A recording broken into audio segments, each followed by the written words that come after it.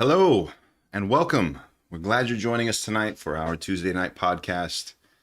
This is the Door Christian Fellowship Church, and we are here to help, here to provide the right information. And tonight's topic is how to find the right information.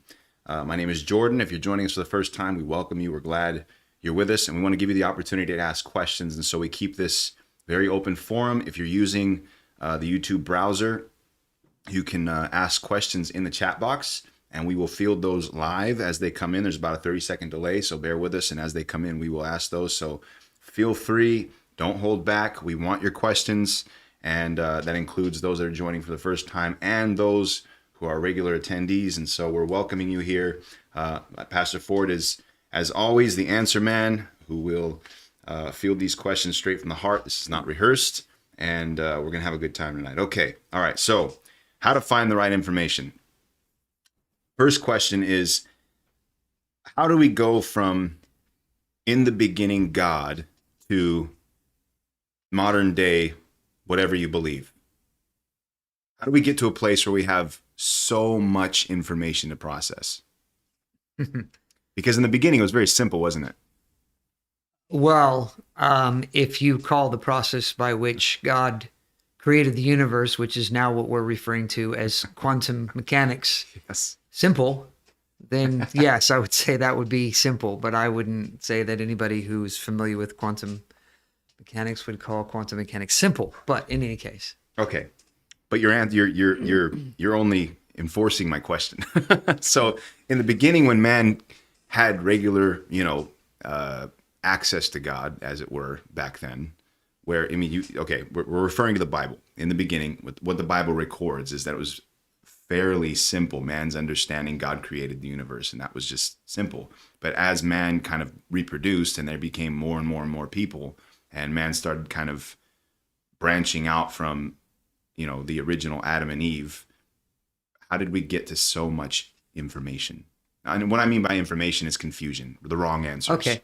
So I feel a need to actually clarify one thing, that Adam and Eve had no better access to God than we do. My conviction is that it is identical, that God has not taken a spacecraft farther away from mankind. He's still just as close as he ever was. And the reason for that is because we find them, I've mentioned this before, we find them standing in front of the tree of the knowledge of good and evil, and God isn't there. Mm-hmm. So they're having to make a decision. God isn't there. There's the issue really at the core of it is, how much of God do we really want in our lives? I think that's really what it comes down to when we talk about getting access to God himself. So I really want to separate out, as we talk about information and accessing information, that we need to understand that God from the beginning has always had some measure of distance from mankind. Mm-hmm. Okay, so it's not just all you have to do is ask God and you're going to get all the answers to everything. Right. And it never was. That's my point. Is it never was. There was never that kind of a simplicity where you just, God, what about this? And God just said, okay. Mm-hmm. There's always been that interaction between us and God, and the asking of questions, and the seeking of information. Okay. So fair enough. Okay. But just to play the devil's advocate here on purpose, and you're answering my question, you're not clarifying it. This is the direction I was hoping you'd go with it. But okay, so Adam and Eve have a knowledge of God's existence. It's very clear, because even in front of the tree, she says, God said. Mm-hmm. So there's obviously this baseline for her level of understanding of life. Yeah. Now, is that baseline still there?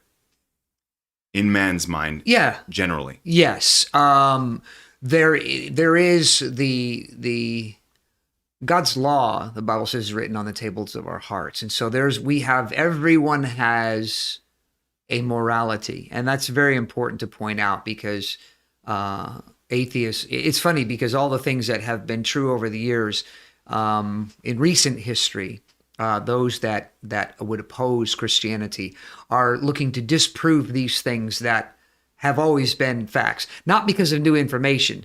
It's because of just a redefining of things and the saying of things.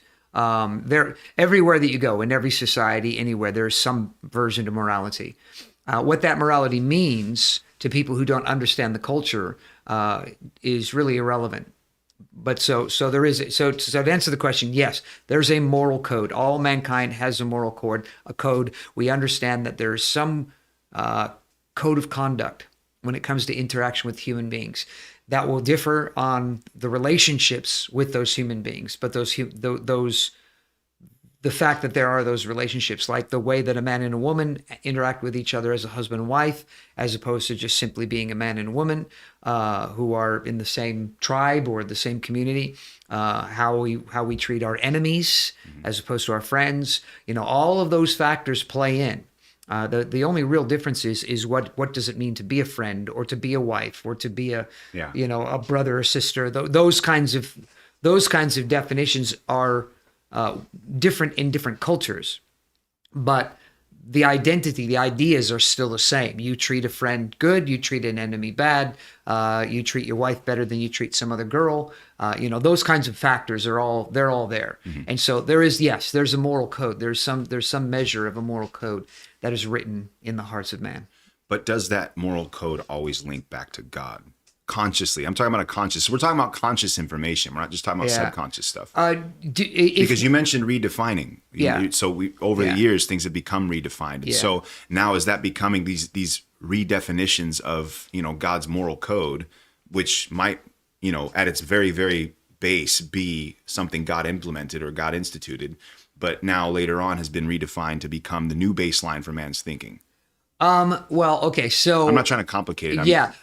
So you're kind of saying a couple of things at one time, but I'll try to address the whole thing together. There is evolution, Darwinian evolution has since it's come on the scene in the 1800s, has always had at its core the desire to disconnect the world from God, not to change what that looks like. Just to simply disconnect it, to say, yes, these things exist, but it's not because of God. And so when it comes to morals and things like that, they work within that framework. They know there are morals. They can't deny that there are morals. The ideas of morality being a social construct and things like this. I was just going to ask about that. I won't write it down now. Yeah, these are the kinds of things that we know are not true. Yeah. We know are not true. And the more we grow as, the further along we get. Hold on. Okay, I have to interject the question then. How do you know that we know? Like, prove that. Well, that's what I'm saying. That's what I was about to get at, is the idea of research and discoveries of other communities, tribal communities, primitive communities, these various things. We have found these things to be the case. That the idea of trying to, so the idea of it being a social construct is a theory. That in terms of, we believe that this may be the case, but the problem is that today, as we look even at primitive societies, we can see that is not true. And it's not a social construct. It is part of the community. It's what defines community. And so it's not a social construct because it's the process is the same in every community. There's this autonomy, that is there. Right. And you're talking about different disconnected civilizations. Yeah, they're not connected to modern societies, but yet they function very similarly in terms of moral code. Right. And so that's what I mean about this, the social construct element. But so rolling back a little bit from before then, the idea of information and the gathering of information, so we are becoming more and more atheistic. Okay, as time goes on. This is by definition. We knew this would be the case, biblically speaking. Is the Bible says that in the last days, and it's always in the last days, and in the last days it's going to be bad. It never does it say in the last days there are going to be lots of people who are going to believe in Jesus, and there's going to be this great this utopian society because people are going to eject selfishness. There's nothing like that. It's going to get worse. Right. And this is something the Bible is very clear on, because the farther and farther we get away from the cross in the first century and what Jesus came to do, and the more man is becoming selfish, and the more man is becoming intelligent. The more intelligent we become, the more you want to kick God out of the picture, because we are as humanity we are becoming like angels.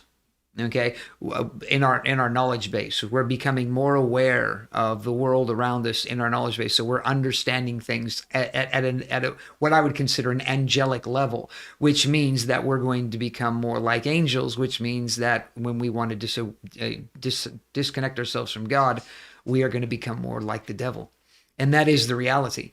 Is that that's the society we're looking at? Is we're looking at a society of people that say, I will. And that's where things are going. And so, but you can't deny reality. There can be an attempt to deny reality, but for the most part, it's a very slow process to get people to disbelieve in reality. And so the information is being changed and trying to disconnect from God, but you cannot say that certain things are just not there. Like the idea of to say that for example, that there's nothing to marriage whatsoever. You can say that, but yet society reaps the consequences of when we throw marriage away. Mm-hmm. What are some of those consequences? Huh? What are some of those consequences? Give me a couple of examples. Okay, well, like for example, broken homes, people. Well, one of the things which I'm going to mention in my sermon tomorrow night is that people have to grow up now knowing that they're an accident. Because of that, because of this idea of you don't need marriage, you don't need that, you don't need this family unit. You have people that are growing up knowing that they were not wanted, and what does that do to the human psyche when you grow up knowing you're not wanted?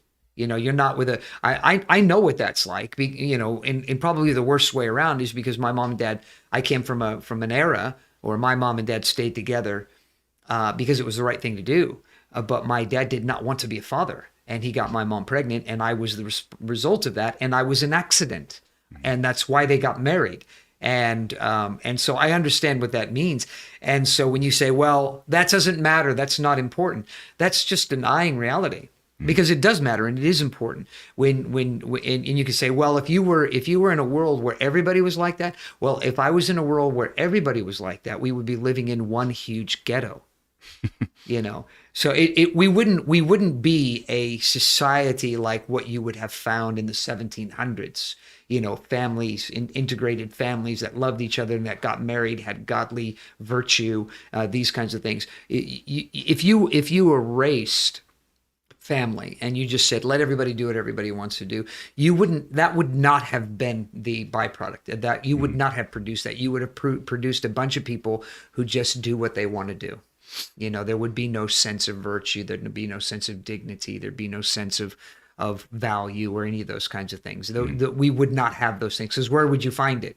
You wouldn't be able to find it in anything. You at some point you have to define what value means, and then you have to experience that value, in order to reap the consequences of I feel valuable. So that's right. What I'm talking about when it comes to this, is the idea of disconnecting God from these things. But the way that life works is the way God created life to work, and you can't change the way that life works. You can just ignore how life works, and then you just reap the consequences of it. So, okay, so the idea of ignoring things is interesting, because the question I want to ask, and honestly, we're going to talk a little bit in a few minutes here about how to ask, asking questions in general, asking the right questions, going to the right people for the right answers and stuff like that. But one of the things that, I've realized in doing this podcast is that asking questions it's an art. It's something you can call it a science. You could call it a study. It's a talent. It can be, but how to ask questions in such a way to where they're productive and actually get somewhere. Yeah. Without asking questions that are just stupid questions that don't have valuable answers to them. Yeah. Is difficult sometimes. Yeah. And the question that I have is, with so much info, I'm listening to a book right now that's based a lot around like fitness and recovery and stuff like that. And he constantly makes these mentions of, it's a very scientific book, human anatomy and stuff like that. But he mentions so often about in our caveman Paleolithic days, and and I listen to and read enough books to hear that a lot. Yeah. You know what I mean? That's just like like I said, it's become the baseline for human thinking. Now, why do people drive forward with that? How do you get how do you sift through so much information when a lot of it is based off of that way of thinking or that ideology and theory? How do you get through that in order to get to the right answers? You have to read a lot in order to do that. It's not something. So, because this is the idea when you think about, you want to, I've been thinking about this. I thought it would be a really cool idea to learn Greek. And so I started thinking about it. I thought, but I don't want to learn Greek like as a language that I'm going to talk. I want to learn Greek in a way that when I read the Bible, I'm more concerned about the written. I want to be able to read the Bible in Greek, and then to understand Greek enough to be able to understand the Bible in Greek, and maybe at some point in the future do that in Hebrew. And so I was thinking about that idea, and my first thought was, this isn't going to work by me going into a chat room of people who speak Greek. That's not going to work because that's not my goal. My goal is not to be able to talk to people in Greek. I want to be able to, like I said, understand the Bible in its original language. And so, or to be able to feel, there's a lot to it, but that's the bottom line. So I went online and started looking for some different things and found a course that's specifically tailored for people who want to learn Greek so they can read the Bible in Greek. And I thought, this is fantastic, because that's exactly what I wanted. And so these lessons are designed. But my point being in this is that when you want to get information, you have to go to a source of information and to get that information. And you can't just go on the internet and find the first thing that sounds like you have to learn how to find information that's going to help you. And so you've got to read a lot. Yeah. Because the only way you can read a lot is that way you begin to realize that not everything that is out there is right, like you're talking about. So for example, a lot of the talk about paleo, and the idea that, that you hear a lot, of us when we were hunter-gatherers.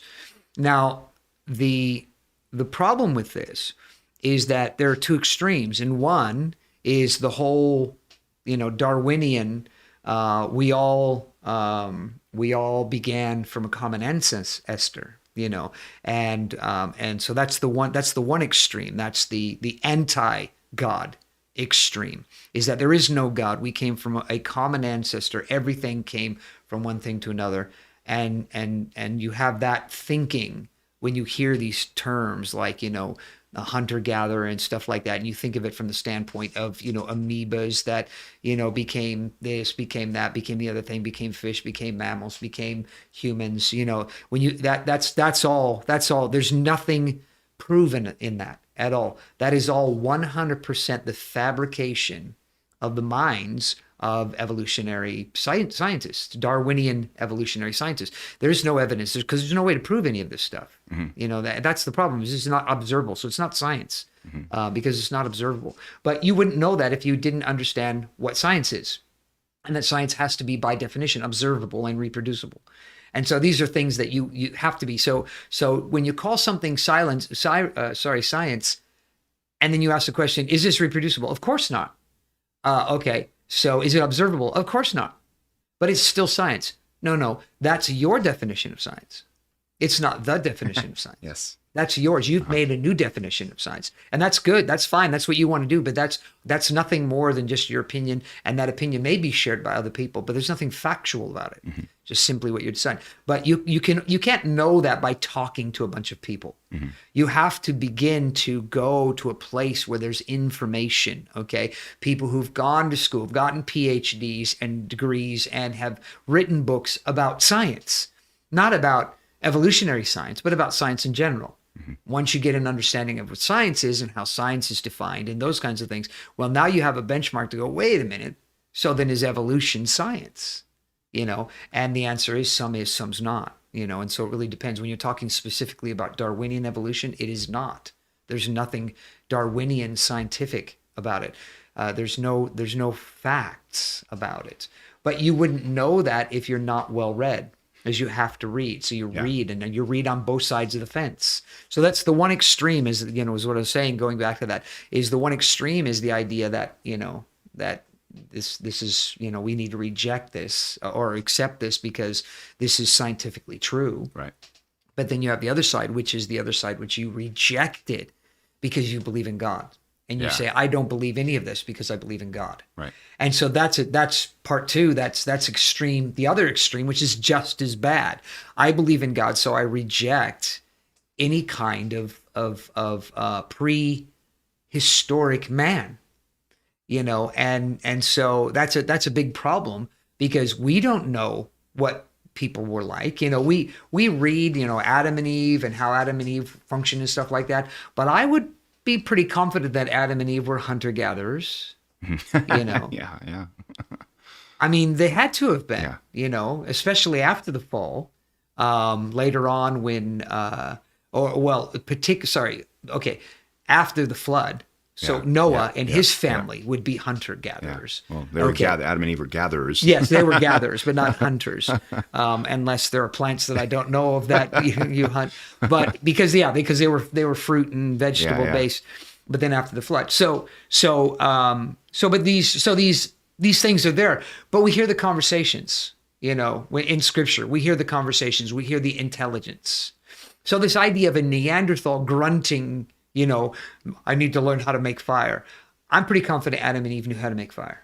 I don't have to be too terribly concerned about that because it was Adam who named all of the scientific names of the animals. And so if Adam was the one that named all the scientific names of the animals, then we're pretty much, we're okay, as far as that goes. If you know how to name all the scientific names of animals, you probably know how to make fire.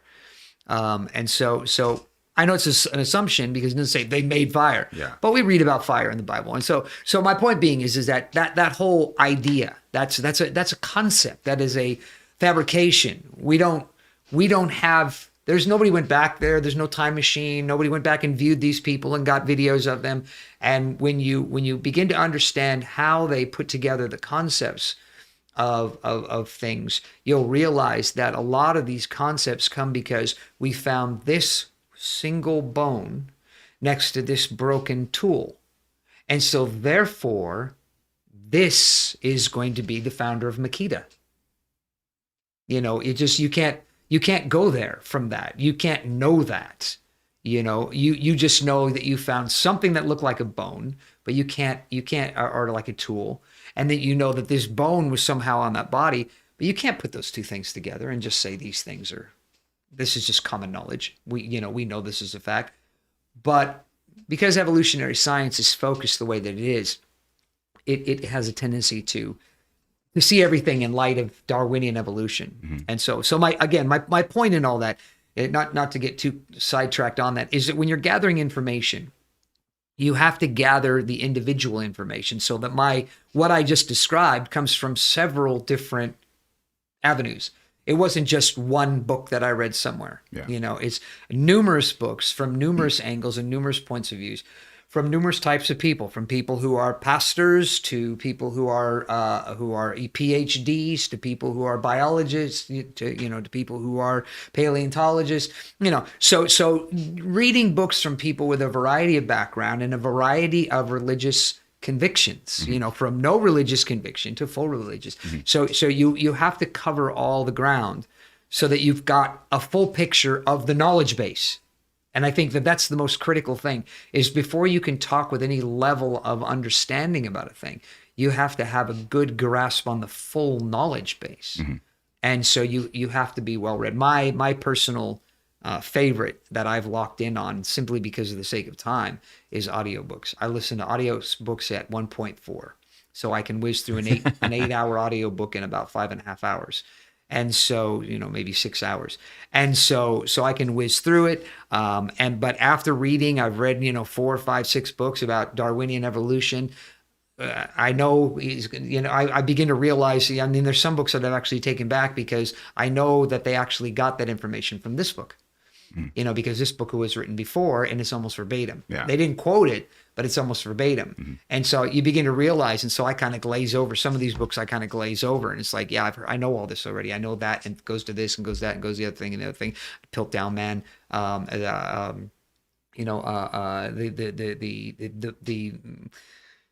the truths and lies of evolution, presentations and things like that. So I know a lot of that stuff because of repetition, mm-hmm. Over the years.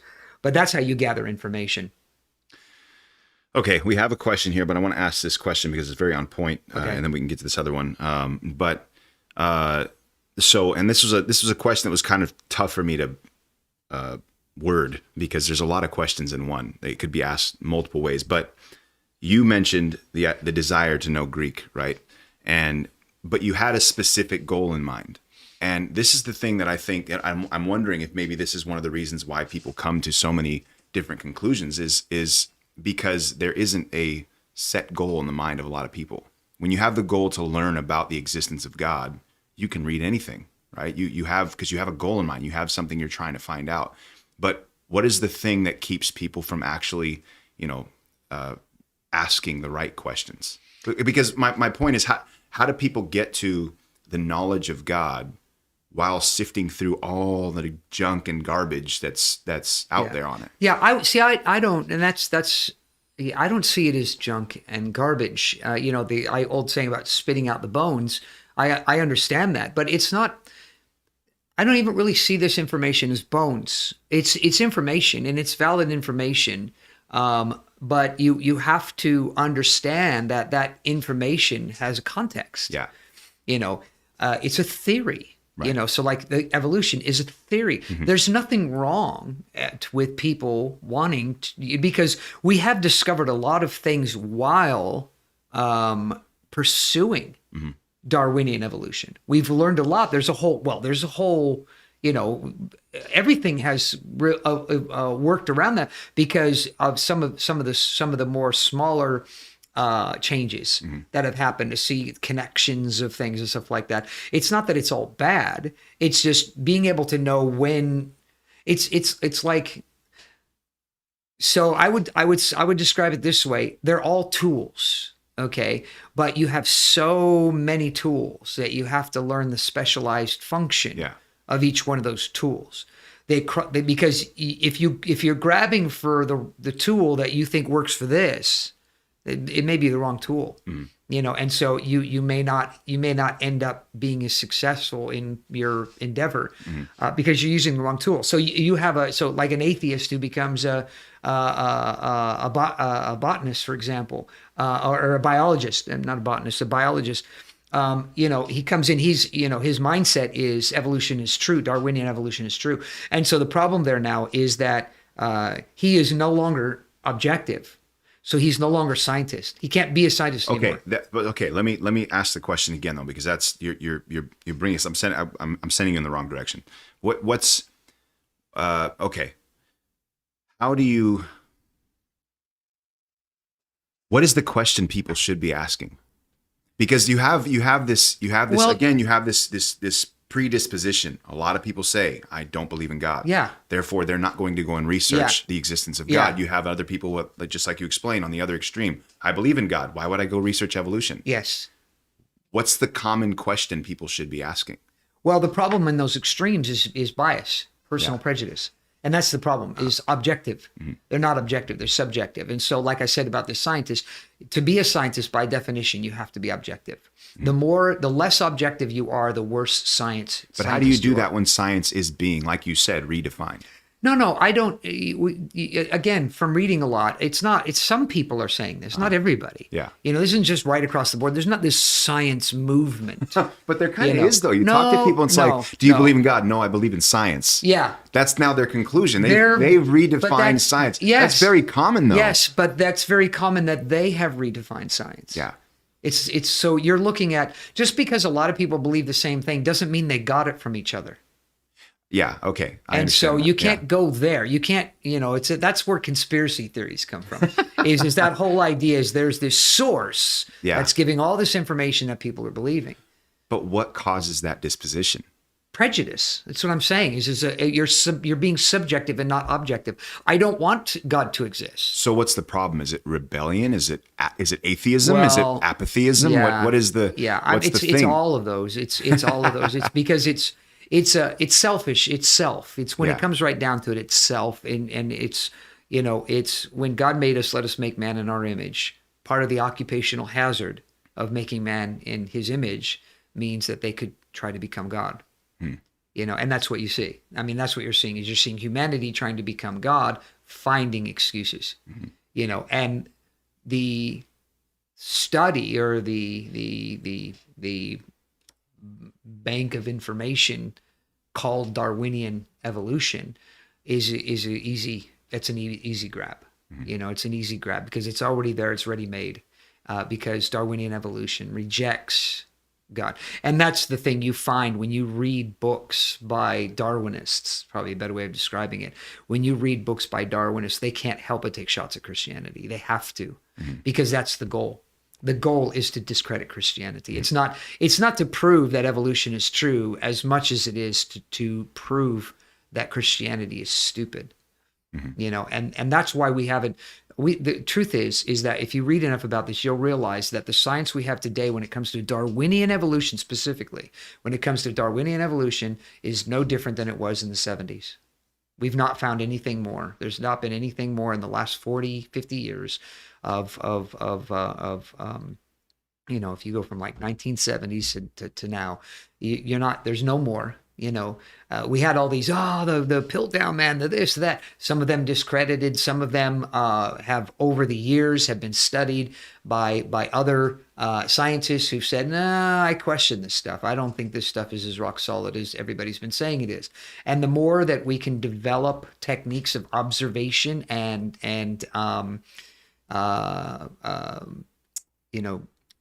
examination, the more that these things that were the pillars of Darwinian evolution have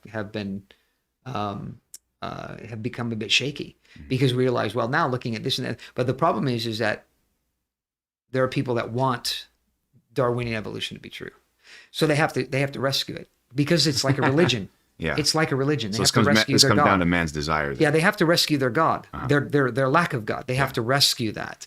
And it's already hard enough, because it doesn't lead anywhere. Because if they're right, then we're all screwed anyway, and it doesn't really matter what we believe. In fact, I would go as far as to say that when it comes to that, I think if you could convince yourself, even in the face of the facts of that life is meaningless, that there's a God, you would probably be better off. Yeah. Because the idea that your life is useless and meaningless means that there's only one road to go down, and that's self. To be completely consumed with your 90, 100 years and your happiness, because anything else is a waste of time when you think about it, because unless making other people happy makes you happy, there's no point in making other people happy. Right. So if you are more happy making other people miserable, then that will be the choice, because there's no God. And we know this for a fact. So if it ever got to that point, then that's where we'd be, which I think in and of itself is proof that there is a God, because we're not there. We should have been there from the beginning. That should have been the direction that we went on. So, but anyway, we're kind of rambling here. Yeah. Okay. All right. Let's get to Kay's question here. What inspired you to be interested to research to the extent that you are? Because I want other people to be saved and to go to heaven. And this is where the world's headed. Mm-hmm. The world is headed in this direction. Stupid people are getting left in the dust. Okay, people in general are becoming more intelligent, and that's all there is to it. Because of the not excess, but the ubiquity, how common information is. You can go on YouTube, you can Google, you can do all kinds, and you can have information at a moment that. It was really limited to people that were really, had climbed the ladder of intelligence and earned the right to read certain books because they could read them. When you look at the scholars of England, they would write to each other and read books in Latin. And the reason was they didn't want the common people having this information. It was just because it was they're too stupid and there's no point in them having this information. Yeah. We're intelligent, so, we'll just keep this amongst ourselves. Yeah. And which is funny, because it's partly that's the reason why Martin Luther in the Reformation wrote his 95 Theses in Latin, is because he didn't want the common people. He didn't write it in German. He wrote it in Latin because he didn't want the common people to read it, because he didn't want to cause a stir. He was trying to communicate directly with the Catholic Church and say, hey, we're wrong here. We need to get back on track. But at the same time, he knew he was being heretical. But he wanted to show them, listen, I could have gone public with all this. I didn't, because I'm trying to trying to fix this. I'm not trying to just be a rebel. For those that don't know what that is, Martin what Luther, did he do? Martin Luther was the head of the nothing to do with Martin Luther King Jr. Yes. But that's where his namesake is Martin Luther, the Protestant Reformation, which was a separation of the Catholics and the Protestants.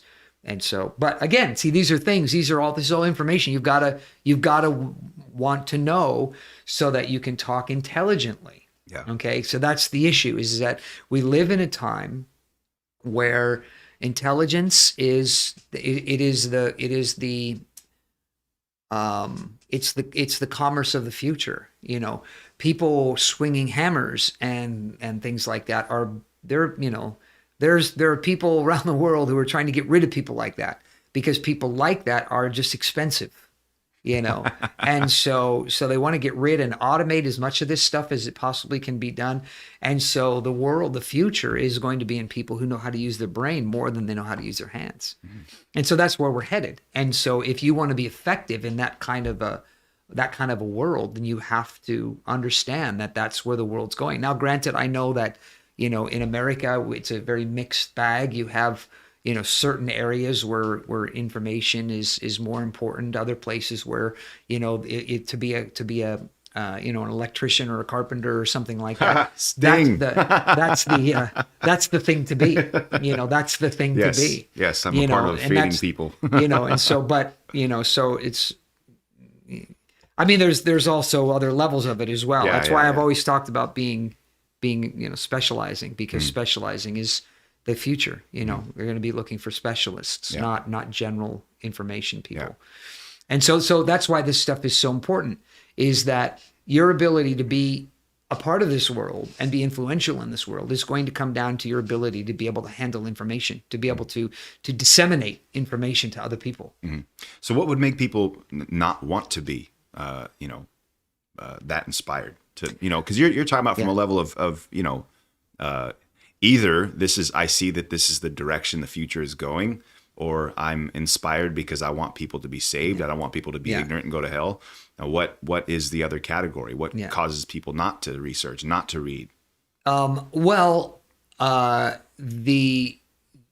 There's several things. It's not just one particular thing. There are several things, but the bottom line really is a lack of, it's self-defeating, because it's a lack of understanding of our capacity, our capability, and the opportunities that we have.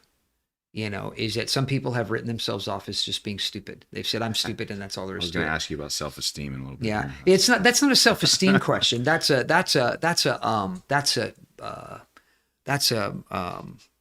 self-pity issue. Yeah. It's not self-esteem. That's a self-pity thing. It's right, because you see hard work in front of you and you just don't want to do it.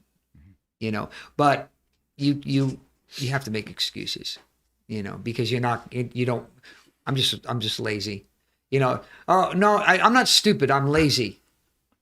Oh, well, at least you're honest. I mean, but you haven't bought anything, have you? Yeah.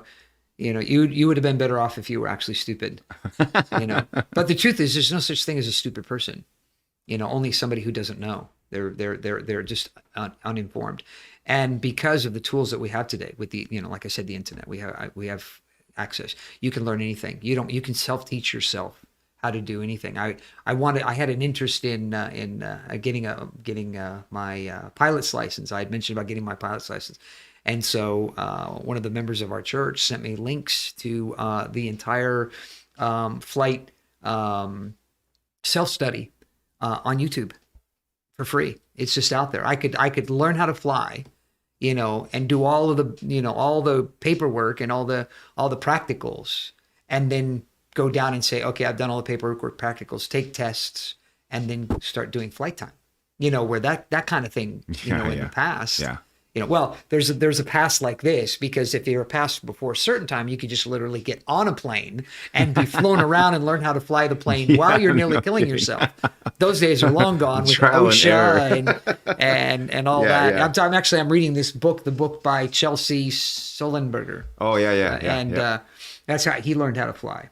Yeah, he learned how to fly because he had there was a man, I can't remember the relationship of the man. He was a crop duster. And he would teach kids to fly. He taught them how to fly. So at 16 years old, he just started with flight time, and I think he said he had, he had 8 hours of flight time, within 2 weeks or something like that. And then the guy said, "Okay, you're good enough. Just take my plane, and I'll just charge you $6 an hour, and you just fly my plane," which is expensive for that time. But he got up the money so that he could fly, and he was flying by himself. Took his mom and dad flying, took his grandparents flying, took his girlfriend flying. He said that didn't go anywhere. He didn't impress her, but now you have so now you have the other side. Now we're on the other side. Whereas, you had that middle in between where you had to go to school, you had to do so many hours, you had to have so many hours of lectures, so many hours, stuff like that. But now we're on the other side of that, so we're not quite to the ease of, just get in and do it, but we have so much information that's available that it really is a lame excuse to say, I'm stupid. I never went to college, that kind of a thing. As the reason for your intelligence level, not having a degree. There's nothing you can do about not having a degree, because if you don't somehow, whether it's online or in person, you have to go to a university in order to get a university degree. But that doesn't mean that you can't be universally educated. I mean, university educated. Yeah. Because the information is out there. Okay, the coursework is available. Right. And so there's no reason to be ignorant. So we've established that the information is definitely out there. Now, do people process information differently? Yeah. Okay. And what would be some of like the, I keep saying dispositions because it's the only word I can really come up with, but what would be like the dispositions or even causes for people processing information differently? Well, I think part of the problem is that you have to learn. And this is something you do learn. You have to learn how to be progressive in your thinking. Most people think after a certain, you have, when you're a little kid, you have no choice but to be progressive because you don't have a past. And so as a little kid, that's a part of the reason why kids learn so quickly is because they're a void, and nature abhors a void. And so there's something that wants to fill that void. And so that's why they pick things up real quick. That's why kids ask a million questions, is because they don't know they don't know, but they see this world going on around them and they're starting to develop. But you reach a point, I would say an age, but it's not an age, but you reach a point to where you know enough about things to where your appreciation for new information can wane. And you're no longer looking for information. You don't really care. And you can get stuck there. And that to me is probably one of the most tragic things, is you can get stuck in a place like that to where you're not learning anymore. You're usually this happens by after high school, because that's when, at least in America, that's when schooling becomes more optional. And so drop out, I don't want to go to college. I hate school, and there's a lot of reasons why that kind of thing happens. It's not just the person's fault. Sometimes just the family environment is not conducive to learning. Their parents have already been there, done that kind of thing as well. And so they're like, drop out of school. I did. It's the best thing I could have ever done. I have so much free time now. I just don't have any money. And so that's there. But the ability to be able to learn is not the problem. The problem is the desire and the lack of desire, and not understanding that you can train yourself to desire. That's what I was saying, is that you can train yourself to be forward thinking or progressive in your thinking. Most people, they just pull out of, they've got this little bag of information they just pull out of. And that's why, which is sad to me, that's why you have people in their 80s talking about when they were in their 20s. Because it's the only information they have. After their 20s, they never really acquired any new information. They were just living in their 30s and 40s and 50s off of that old information, and they were never actually building any new information. And that's why you have people, they're, even my age, that don't know how to use a cell phone. And why don't you know how to use it? Because I don't care. Yeah. I don't care. I don't need one. Well, it's not about needing one. It's that everybody has a cell phone, Wouldn't it be good to just at least understand why everybody has a cell phone, rather than to go, Everybody has a cell phone because they just look at that Facebook thing. It's like, well, that's not what everybody does. Your teenage granddaughter does that, but your teenage granddaughter isn't everybody. And again, it's just this lack of desire to want to find out information. And so you cannot develop an interest in the world around you if your attitude is going to be you're just going to live off of your past. There's no way you're going to ever go forward is if you're just living off of your past. That's why I always off your past. That's why I always tell people when I hear them, well, the reason I'm like this is because this is how I was raised, or this is how this happened, or I was in this family, or I was, I didn't do this in my past. It's like, okay, fine. That's fine. But right now you're just going to have to settle the issue that, you're just going to get older. And you're just going to be a 20-year-old in a 90-year-old body. Okay. That's all that's going to happen. And that's your fault because you've decided to live in your past for the rest of your life. And, you don't have to live in your past. You have a present and you have a future, so why not live in those? Well, it's this idea that, whatever happened to you as a kid, that's everything, that's your entire education, and then after like 26 years old, that's it. You cannot learn anymore. That's all there's to it. And that's not true. It's not true by any stretch of the imagination, but for some people, that's what they settle on. And I would say, being fair, because I want to be fair about it, is that I think that's where most people are who are not growing mentally.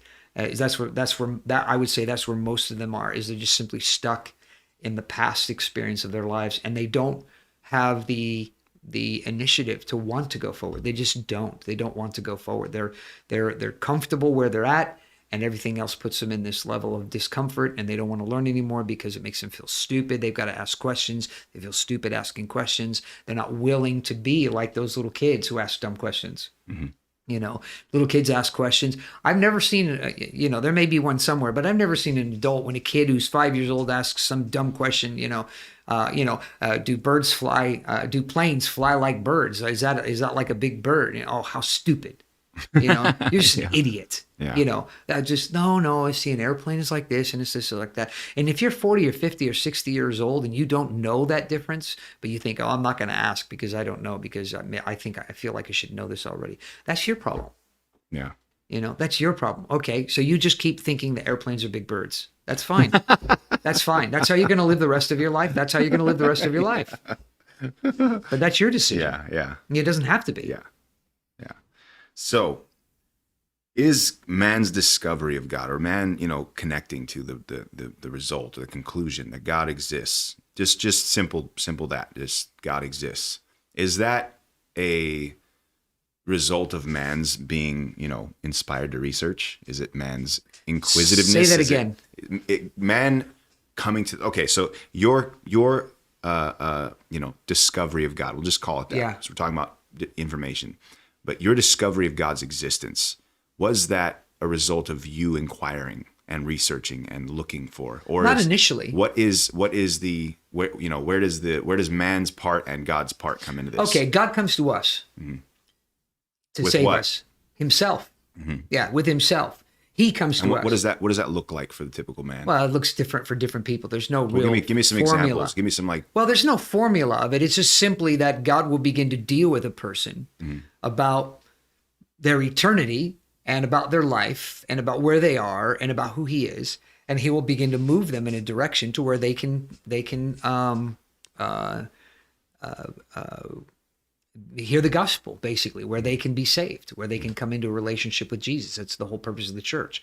And so the church is out here, we're running around crazy, telling everybody under the sun. Well, God is trying to direct people into those situations so that they will hear it. And so that's the kind of initial part, is God comes to them. So again, okay, so we're talking again about information. What information should people hear from the church that would bring people to know God? What is the simple? What information should church people hear? Yeah. Are we just running around shouting, God exists, Yeah.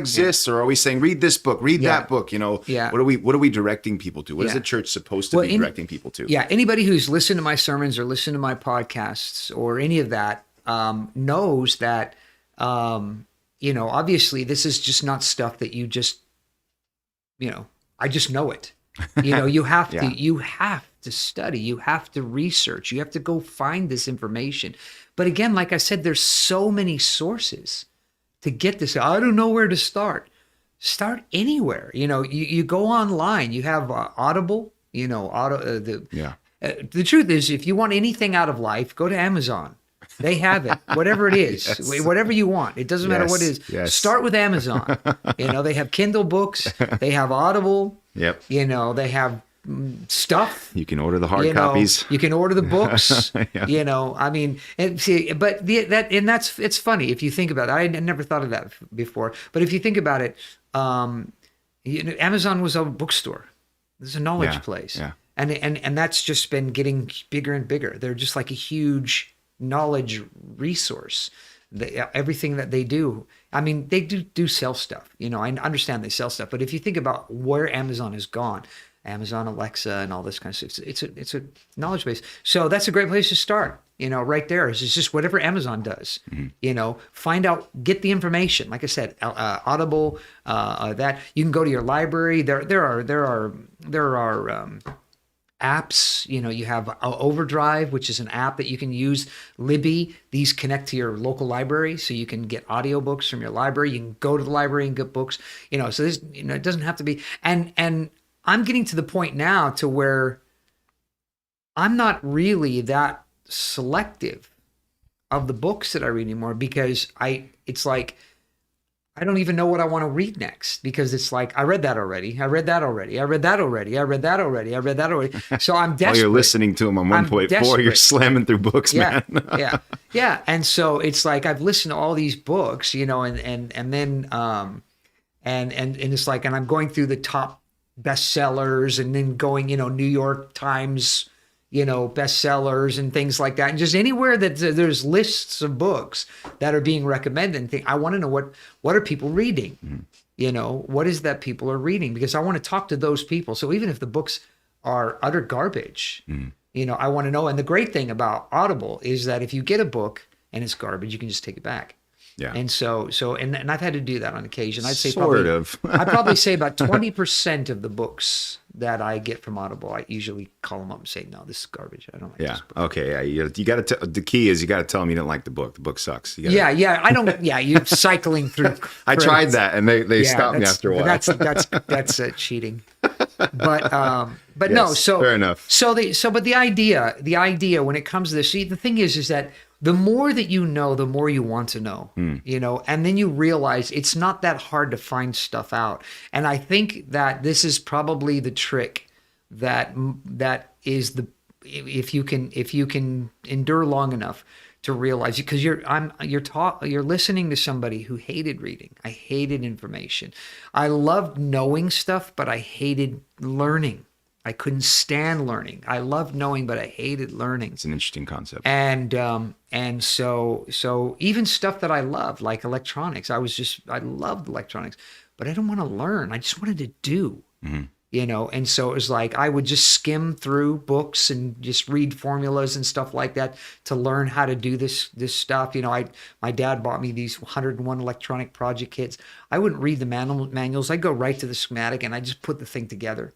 And then it would work. And I didn't care about the theory. Hook this wire to this piece. It looks like this. It's got a dot on the side. Hook the, and I didn't even know what these pieces did. I didn't know what any of this stuff that did, but I loved making things, and so it's like I put it together and it would work, and then I just had a love for that kind of stuff. And I'd figure things out by just taking them apart and putting them back together again. But I hated learning, the idea of sitting down and reading or listening to instructions. I hated that. But it was something that I realized, later on in life that probably in my 20s, I'm going to have to do this. Yeah. I'm going to have to learn how to do this. I'm going to have to make myself. I'd ask pastors, how do you study? How do you read books, and I hate reading. So what do I do? Well, read something that you like. It's like, yeah, but I know what I like, but I don't want to read about it. So it's like I don't want to. So even if it's a book that I like, it's like, and so I'd read books, and they never caught the only book that ever really caught my attention was the Bible, and I really think there was something supernatural about that. I needed that at that point in my life. I needed God to do something inside of me, so that I would give myself to that, because like I said, I'd surrendered to that. I needed to read the Bible. I did struggle for about 2 or 3 weeks. It wasn't a struggle. I just said, no, I'm not going to read this, and it was 2 or 3 weeks before I actually tried again. Because I started reading it, thought, I don't understand this. I'm gonna have to get a Bible that I understand. I don't understand all these and thous and the old King James English, and how, what words meant. I didn't know half of the, the words that were being used in the King James English. And so I was like, I don't want to, but then as I started reading it, and then realized that a lot of it's just THs that have been added to the ends of words. They're not the same. They're the same words, but, as a man thinketh, it's that kind of stuff. And it was like, and thou, was you, and those kinds of things. So it didn't take long to understand it, but I had to overcome that. I had to overcome that lack of that lack of desire to want to put the energy into the process of learning. But then once I got over that, then it really became, it's something that's enjoyable now. I love. Especially audiobooks. I mean, I'm so spoiled on audiobooks now. I'll sit down to read. I can't read at 1.4. So that's the problem. I know, it's frustrating, isn't it? So I'm reading this book, and I'm going, trying to comprehend, and I'm reading the words, and I'm trying to follow the story, and I'm trying to read the next words, and I'm trying to keep my eyes focused on these little tiny letters, and all that. It's like, so I, listen, hey, it's not an exact science, learning, but you have to, to do something, and if I didn't have Audible, I would be reading. I read, my knowledge of the Bible came from my reading of the Bible, not listening to it as an audio. I don't know that I listened to it, the Bible on audio, but you really do need to read it. Ed, I think, excuse me, I'm boring myself. I need to... Let me ask you another question. I need to read the King James. I needed to read the King James because the King James is the closest to the original language. Yeah. So okay. All right. I'm trying to lead people to a direction. So what would you say is that, let's say we're talking about people. Okay. All right. Some people have made up their mind God doesn't exist. They're going to live in this level of ignorance until they actually meet God. And then there's other people who, I know enough about God, I'm not going to read anything. But what about the people who are curious? What would you say is like, what are the right questions to ask? What would you say are like, give me maybe just a couple of examples of questions you say, okay. If you ask this question. I won't give you the example of a particular type of a question. I will give you some guidelines for questions, because there is no such thing as a stupid question. There is a such thing as a stupid person asking a question. And so that you have to define. And because what I mean by that is, that's, so I'm going to, as I describe these things, I think it will help you to see why I say a stupid person. Because a person who asks a question with no intentions of learning from the answer is a stupid person. Why are you asking? Why are you asking a question that you have no intentions of learning from? You're just asking a question. Yeah. You're not asking, what it'd be like this, somebody asking me, so I want to learn how to drive, what do I need to do to learn how to drive? Well, you're going to have to go and take this test, and you have to do this, but what I recommend is you need to read this book and that and the other thing. And they go, oh, okay. And so they go, how does the steering wheel work? And then they ask all these questions, and I'm answering the questions. And then a week later I ask them, so what did you do? And they say, oh no, I never got the book. I'm going to. It's like those are all stupid questions. They're not, the questions themselves are not stupid. The person asking the questions is stupid. So they're meaningless, because what do you care how a steering wheel works if you're not going to put the effort into learning how to drive? There's no point. And so that's, I think, the big problem is, and I think that's part of the reason. Let me erase that and go back. I think a person should get very, very excited about asking questions when they really, really want to learn. When their heart is set that they're going to do the hard work to learn from this, and they're going to change, and they're going to put things into practice, and they're just waiting for the information so they can begin to motivate or to do it. That kind of person, they need to ask whatever question comes to their mind. Okay, hold on. So now people are listening to this podcast and they're going to think, okay, I'm inspired. I want to know about God. And then they go, I'm going to do what he does. I'm going to go learn Greek. Well, That's what I'm asking. What would you say is the starting point? That's what I'm asking. What's the simple way for somebody who's curious to know about God? Where would you say to start? I don't know how I would. I don't know how I would deal with that, because come on, man, you're talking about somebody who's fresh. They don't know anything about God. Obviously knowing something. I want to believe in God. Where should I start? How do I do this thing? I'm talking about people that don't know. I can only go from my own experience, and that was I prayed. It has to start with prayer. Because the Bible says, if any man lacks wisdom, let him ask God, who gives liberally to all man without rebuke. Okay, so there's something more supernatural about this than just reading a book. You're reading and you're getting what? Yeah, that's okay. That's what I'm after. Okay. That's what I'm after. Yeah, absolutely. There is, because it's not just reading to learn. I mean, reading to learn, we're talking sort of general here. Yeah. And so I wasn't focusing it on specifically. I talk about learning in general, because learning about the things of God, this is the thing that's fascinating to me, is that learning about God doesn't have to be a supernatural experience. Mm-hmm. It doesn't have to be. Because it is supernatural, but learning is supernatural. Mm-hmm. I mean, let's not get away from the fact that the reason why we can pick up a piece of paper that has ink on it and we can build rockets that go into space, that's all miraculous. Don't lose that reality. Yeah. This is all miraculous stuff. This is not something we figured out. Mm-hmm. Okay. This is a God thing, that we can take information and turn it into reality. That's a God thing. Mm-hmm. But so I'm trying to reverse these things. The idea of, well, you just study about God and then everything, you learn everything there is to know about God because of studying. And studying and learning about God is like studying and learning about anything in life. It is. But it's all supernatural. Yeah. And so it's because it's revelation. So the two go hand in hand. There's revelation. Exactly. Yeah. That's this. I'm not just after the supernatural side. I'm talking about both. Learning, because if you study enough about a subject, you will eventually become a teacher of the subject. Mm-hmm.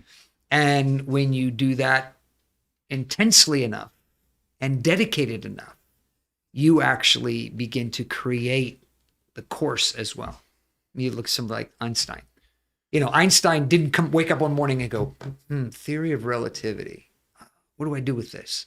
He woke up one day and said, okay, I'm 3 years old. What's life? What's important? He didn't start with a theory of relativity. He went to school. He learned. He did things. He learned through life, had theories and thoughts and ideas about stuff that eventually took him further because of his study.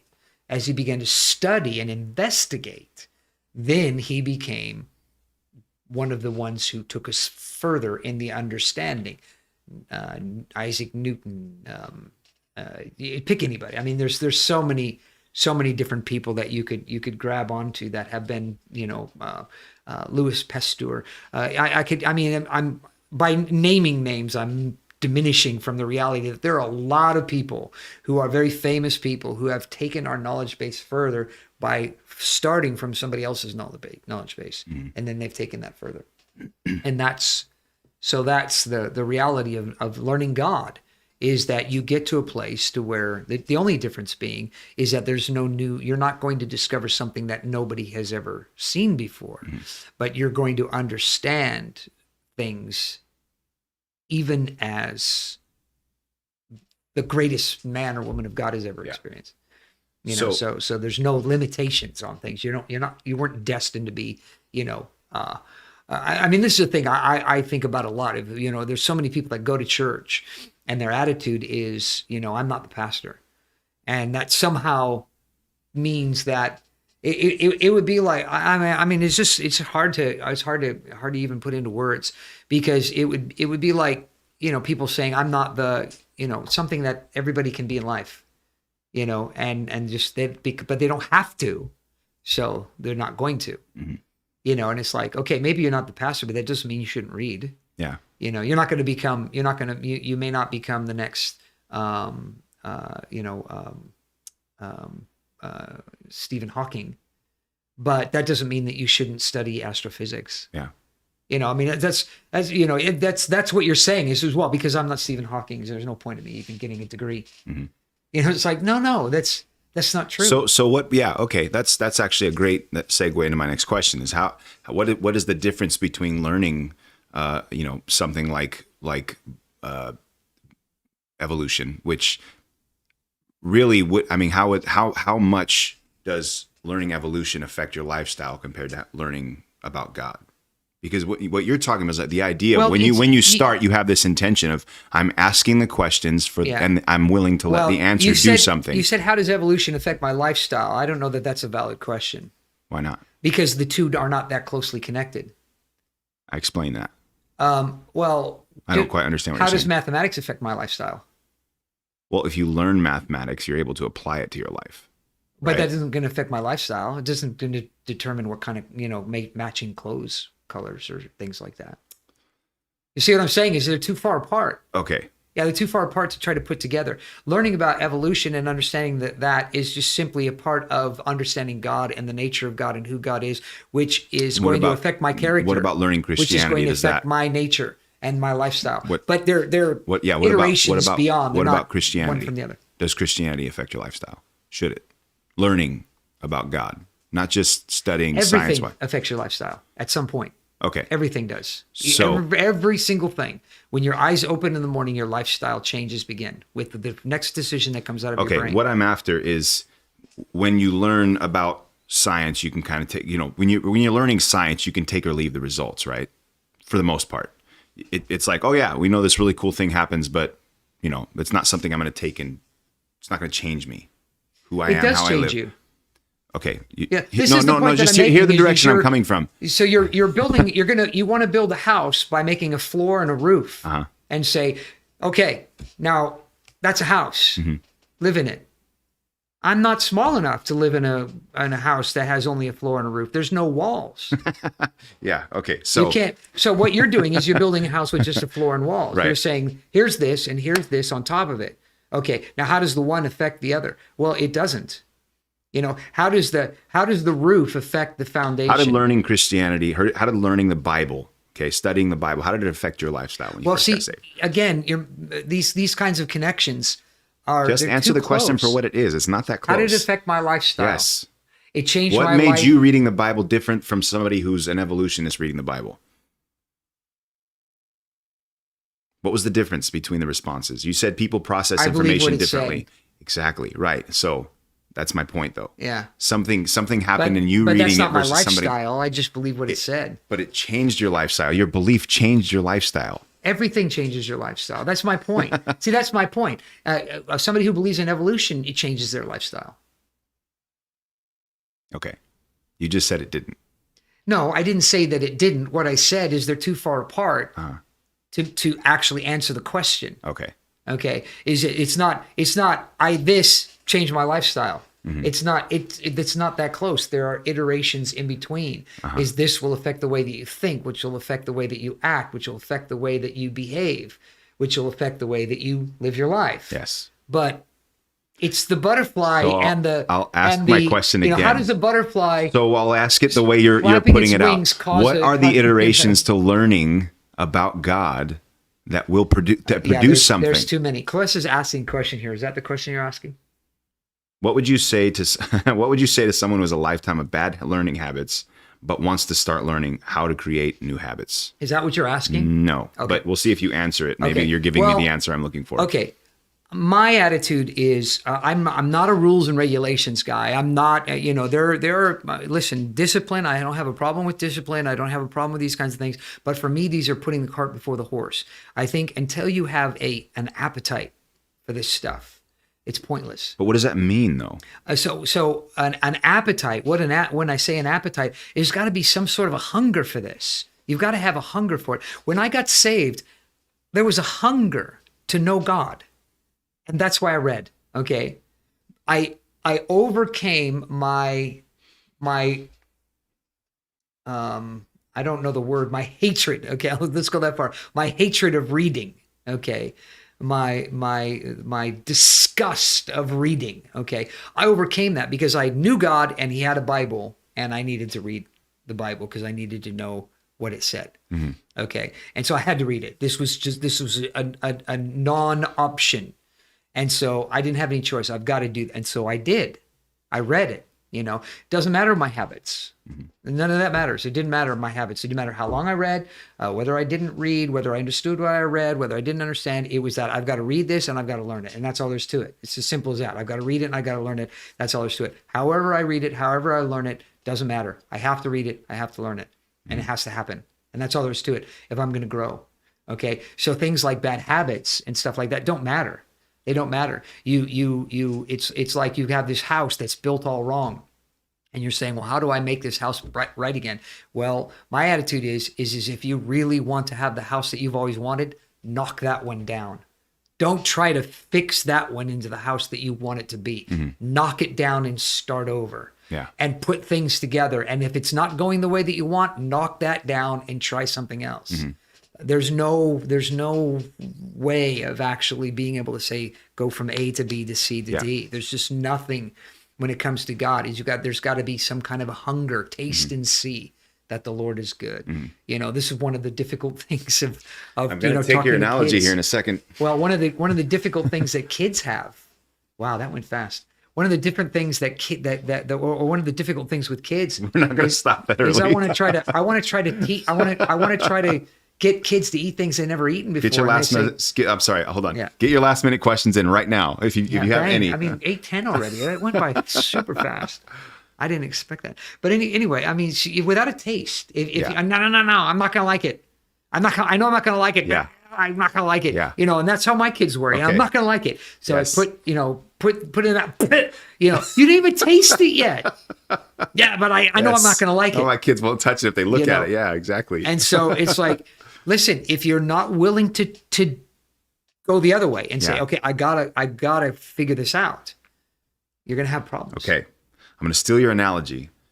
There's two examples in the Bible. Not one's a kind of a commandment. The other one's an analogy that Jesus uses, or a story. And he says, the kingdom of heaven is like a man seeking goodly pearls. Yeah. Finds one pearl of great price, goes and sells all that he has to buy the pearl, right? That's one reaction to finding this, right? We'll just chalk information into that. The information, the existence of God. Yeah.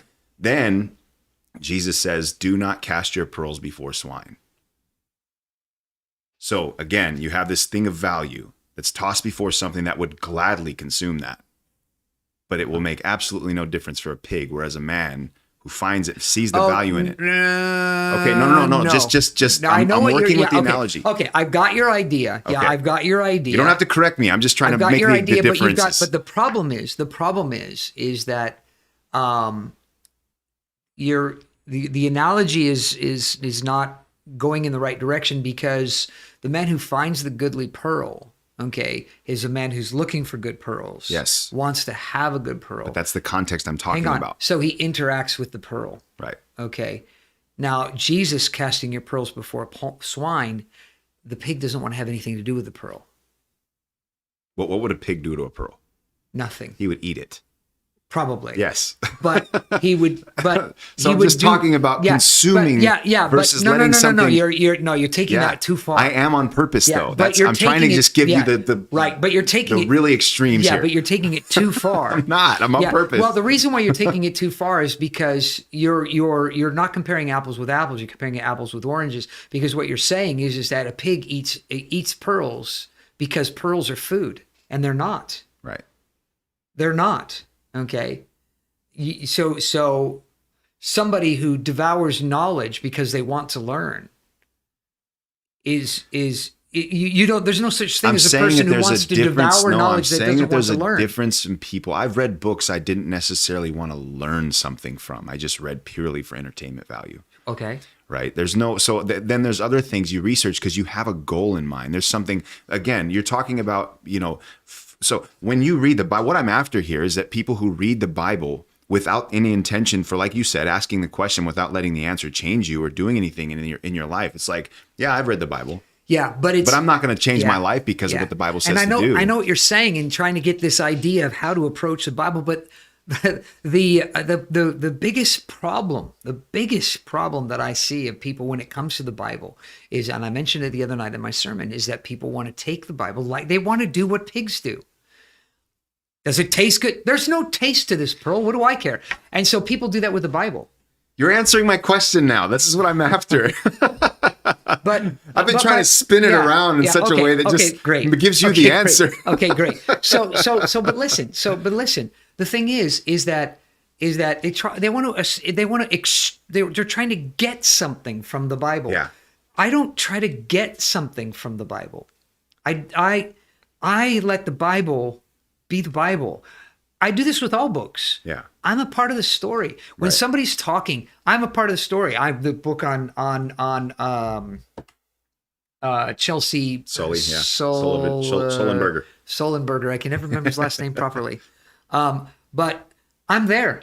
I'm there at 16 years old. I'm in the back of his plane.